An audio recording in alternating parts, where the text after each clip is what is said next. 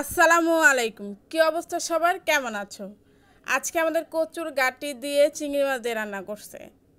আর রান্না করছে কি জানো, মুরগির হাত পা, গিলা, কলিজা, মাথা এগুলো রান্না করছে। রিজিকে যখন যা আল্লাহ রেখেছে তা খাওয়া লাগে।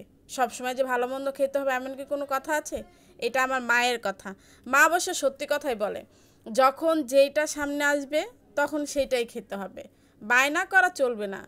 এত কিছু বলে, এত কিছু বুঝি, মনকে তো বোঝাইতে পারি না। দেখো আমার প্লেটটা সাজিয়েছি, চিংড়ি মাছগুলো না কচুর গাঁটি থেকে উঠায় ভাতের উপরে রেখেছি। মুরগির গিলা, কলিজা এক সাইডে, আর এক সাইডে কচুর গাঁটি।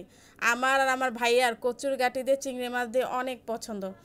এরপরে খেয়েছি কি জানো, ভাত খাওয়ার পরে নাকি মিষ্টি খাওয়া সুন্নত, এর জন্য খেয়েছি ছানা। ছানাটা এত মজা ছিল, একদম হালকা মিষ্টি ছিল না বললেই চলে। একবার খেলে বারবার খেতে ইচ্ছে করবে। চা ছিল বিকালে, চা পাউরুটি দিয়ে খাওয়া হয়েছে। জানো রিজিকে না থাকলে না ওইটা না আর ভাগ্যে কোলায় না, চাটা পড়ে গেছে আর খেতে পারলাম না। আচ্ছা, সবাই ভালো থাকবে, সুস্থ থাকবে, আমার জন্য দোয়া করবে। আল্লাহ হাফেজ।